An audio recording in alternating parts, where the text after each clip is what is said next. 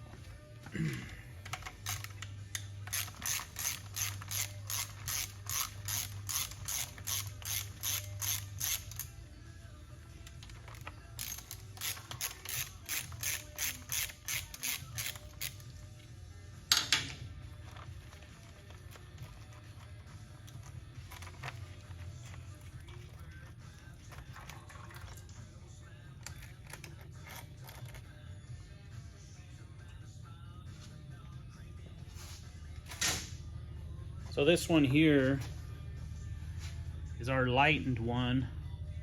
You see we milled out the center pretty heavily. The back side we didn't. We also have some we've been testing, or practicing I guess you'd say, that I have here on the shelf for backups. We've got the one side milled, and then we actually pocketed out the other side, so it's even lighter, which doesn't matter. But if you're running super stock or comp eliminator, all that weight adds up.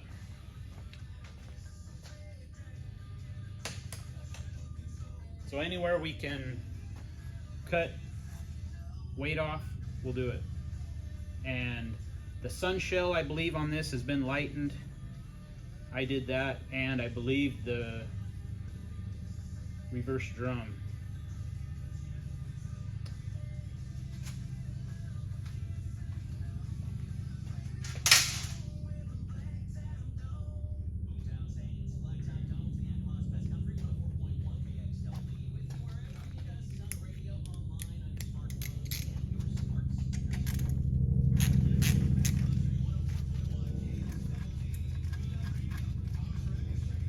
Taking off the shift lever so we can pull the valve body.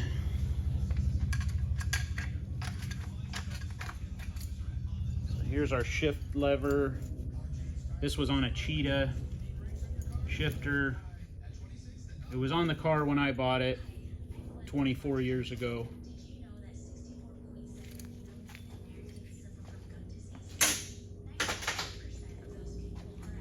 And of course, being a trans brake valve body, there's no kick down or kick down lever. So.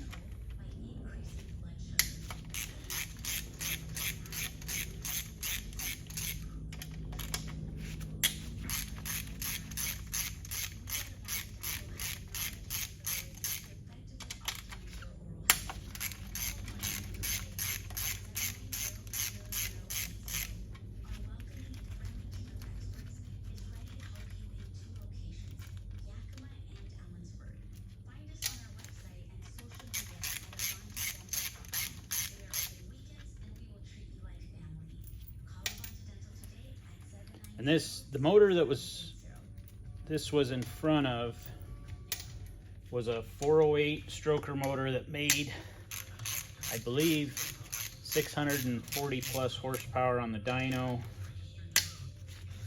Had aluminum heads. He said we ran this transmission we rebuilt it in 18, I believe, ran it for 2 years with a 360 over 360 that made probably 5¼ horse. Car ran 10 70s, 10 80s, and about a 3,000 pound car, A-body dart.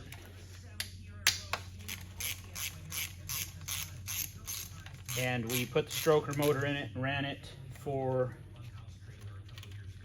I believe, a year. And then we thought it's time to freshen it up. Took it apart. There was one clutch, I believe it was in the high gear clutch pack, that was starting to burn a little bit, but wasn't bad. I mean, but we replaced the seals and everything else in it, and put new clutches in, new steels,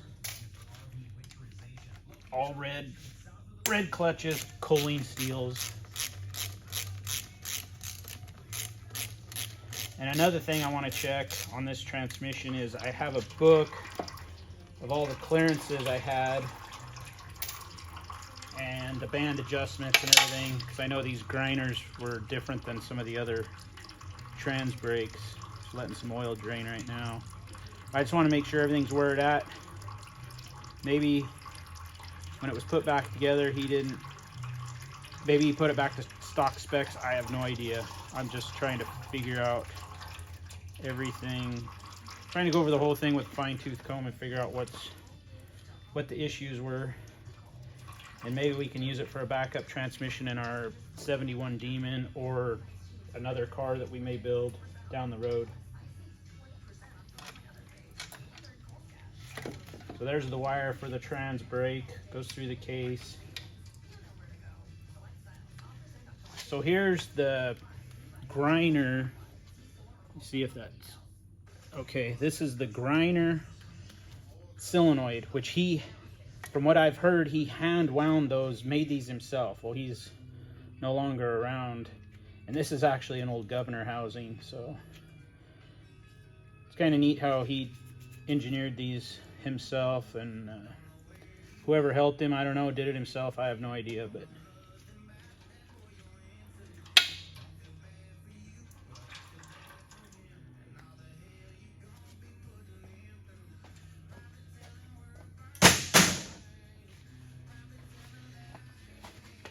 So, as you can see, the sun shell has been lightened. We did that on the mill.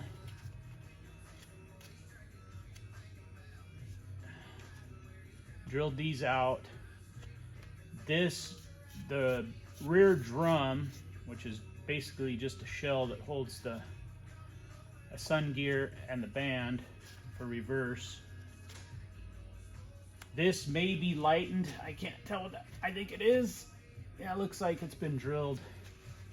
So it might not, I don't have the numbers of what everything weighed before and after. But like I said, any little bit helps, and we put it on an indexer and indexed it so the holes were spaced apart, so shouldn't have no balancing issues. Not that there would be, I don't know. But the other part that we custom built was the band lever. We made a thicker one. I don't know that I have any spares of those laying around. I may have only made 2 or 3, but we'll show those when we get the transmission tore apart.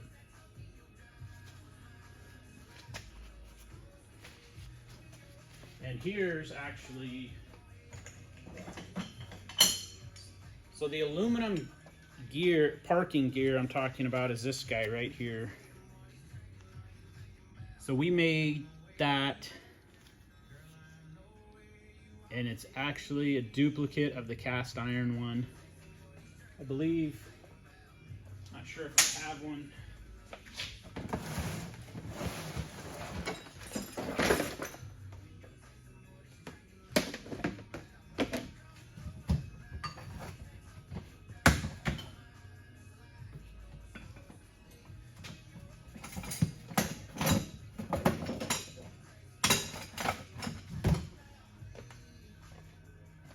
I must not have one. I had it written down on one of these. So we've made 3 of these. There's one in this transmission, one in our 71 Demon that we race, and then this one was built for a backup transmission that I have all the components for except for aluminum high gear drum and a trans brake valve body. We were gonna build a spare for both cars that we could share, but I ended up selling the one car. But we still have all the parts, and now basically we have this as a spare for the Demon and almost a complete another spare for the Demon, so that's kind of cool. Got 2 transmissions plus the one that's in the car. But this was cast iron from the factory, and I don't remember the weight on it, but of course a lot heavier. And that's rotating mass, of course. So, and then I don't have the governor assembly, but this what replaces the governor assembly here. Just this sleeve that we made. I mean, anybody could make this if you have a lathe. Just get some aluminum round stock, and this actually goes right here, and then your snap ring goes on for your tail housing, and you're ready to rock and roll. So a lot lighter stuff here because that governor housing has some plungers and metal pieces inside. It's aluminum case, and there's some other components, some screws that all go on there, and you eliminate all that. So a person could weigh all that and see what you're saving, you know. And I may have that stuff laying around somewhere. May have to weigh it all and, you know, put that in the comments or something, how much everything weighs and how much we lightened it up.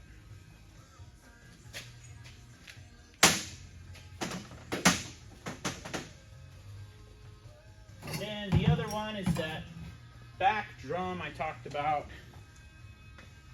The back drum, this is a stock one. You know, pretty simple. I believe these are powdered metal, because when you drill them, they're really, really soft.